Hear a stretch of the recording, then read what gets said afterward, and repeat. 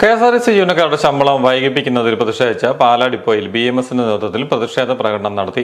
ഒറ്റത്തവണ ശമ്പളം 5-ാം തീയതിക്ക് മുൻപ് നൽകുമെന്ന മുഖ്യമന്ത്രിയുടെയും ഗതാഗത മന്ത്രിയുടെയും വാഗ്ദാനങ്ങൾ പാഴ്വാക്കായി മാറിയതായും യൂണിയൻ ആരോപിച്ചു.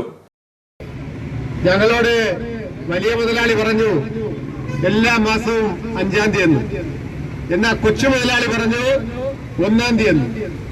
ഇപ്പോ വലിയ മുതലാളിയെയും കാണാനില്ല, കൊച്ചു മുതലാളിയെയും കാണാനില്ല.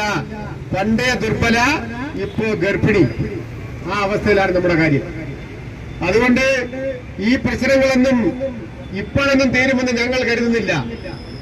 ബഹുമാനായ മന്ത്രി വാദോരാതെ പറയുന്നുണ്ട് ഒറ്റത്തവണ ശമ്പളം കൊടുക്കുമെന്ന്.